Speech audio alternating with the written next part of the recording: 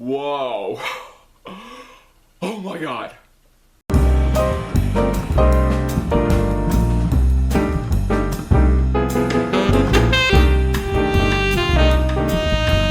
Ladies and gentlemen, Spider-Man No Way Home, after 2 years of waiting, is finally here. Now I've seen it, ready to do my review.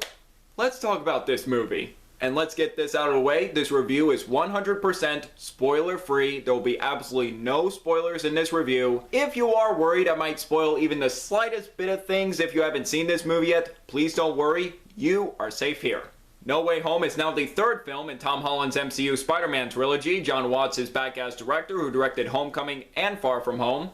Set after the cliffhanger ending of Far From Home, where Spider-Man's identity has been revealed to the entire world that he is Peter Parker. While Peter Parker and Spider-Man is in the middle of this controversy, Peter tries to ask Doctor Strange for help, but when the spell doesn't exactly work, it starts this multiverse that brings in other villains from other dimensions, like Dr. Octopus, Green Goblin, and many others, and I'm gonna stop right there because I don't want this movie ruined for anyone.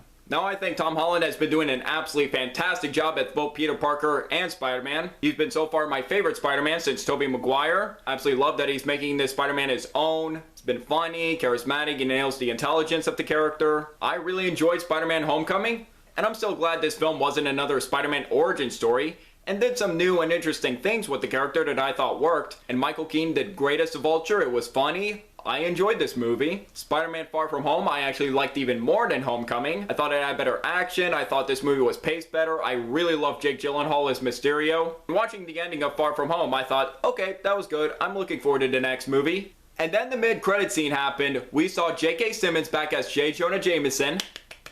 And also, something that has not been done in any Spider-Man movie before this, Peter Parker's secret identity, it's gone. Mysterio revealed Peter's identity to the whole world and just ending it right there. And I thought, I want to see the next movie. I want to see what they do with this. I felt like that story had a lot of potential, knowing that Peter is not safe anymore. What could happen? What could he do? And also hearing so many rumors about this movie, bringing back villains from previous Spider-Man movies, and getting the same actors who had played those roles and also doing some things with the multiverse. As an MCU fan and as a Spider-Man fan, there was just so much excitement for this movie. I was super excited for Spider-Man No Way Home. It was one of my most anticipated movies of 2021. Now to get my thoughts, as vaguely as I can, without spoiling anything, I absolutely loved Spider-Man No Way Home. I do think this is a fantastic MCU movie, a fantastic Spider-Man movie, and a fantastic film in general. To start with the pros, this is Tom Holland's best performance as Spider-Man by far. In Homecoming and Far From Home, he may have been Iron Man Jr., but in this film, I feel like he's really maturing as Spider-Man of what it really means to be Spider-Man. Just see him grow and coming into his own. It was really compelling and satisfying to see. Tom Holland just nailed it in this movie. And I can't imagine anyone else playing Peter Parker / Spider-Man in the MCU other than him right now. And a great supporting cast, I actually did find myself caring about the relationship between Peter and MJ more. Just what they're going through at the beginning of this movie, trying to get into colleges, and while facing controversy that she is dating Peter Parker, whose identity has been revealed. I thought Zendaya did great in this movie, and along with Ned, who I think is hilarious as always. And Benedict Cumberbatch is once again excellent as Doctor Strange. He once again nails the intelligence and his sarcastic sense of humor. And after Infinity War, I was just so excited to see Spider-Man and Doctor Strange as a duo in this movie, and it was great to see. Now what I'm really liking about this trilogy is Jon Watts is kind of stepping up his game as a director. He did some smaller scale action in Homecoming, then with the action scenes in Far From Home with the elementals, he's kind of stepping it up a bit. Here, he's just going bigger, grander, epic scope, really making some well-executed action scenes that are just thrilling to watch. Two standout action scenes. First action scene set at a bridge where Doc Ock appears, and thought it was a fantastic action scene. And another great action scene is one chase scene involving Spider-Man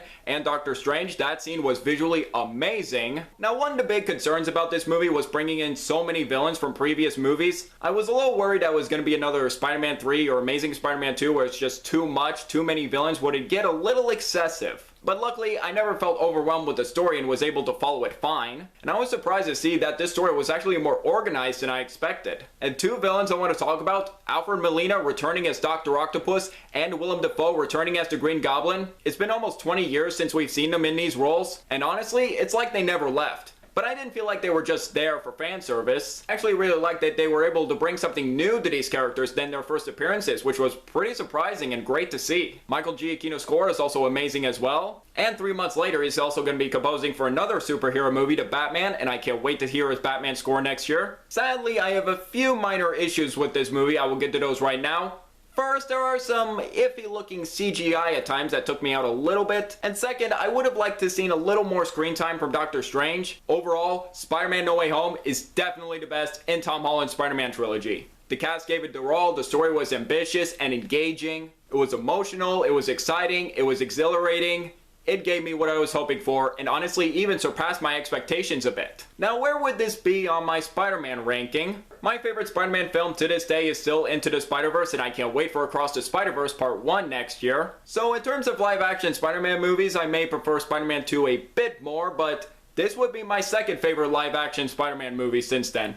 I had a blast watching this movie throughout, I was never bored, I didn't mind a 2.5 hour runtime. And this, and opening night of Endgame, is definitely going to go down as one of my favorite movie-going experiences. And hopefully I'll try to find a time to see this movie in theaters again, and I can't wait. And now to grade it, I'm going to give Spider-Man No Way Home 4.5 stars out of 5, an A. Currently, this would be in my top 10 favorite MCU movies. Maybe a second viewing would decide where it would be on my ranking. But as for now, I probably put it neck and neck with Black Panther at number 8 so far in my ranking. And this has topped Shang-Chi and the Legend 10 rings for my favorite MCU film of 2021. So what are you guys' thoughts on Spider-Man No Way Home? Do you agree or disagree with my review? Let me know below. Or if you haven't seen Spider-Man No Way Home yet, what are your expectations for the film? Curious to hear. If you enjoyed this video, I happily appreciate if you hit that like button and that subscribe button along with that notification bell for my next video. And I'm Jack Benner and look forward to another movie review.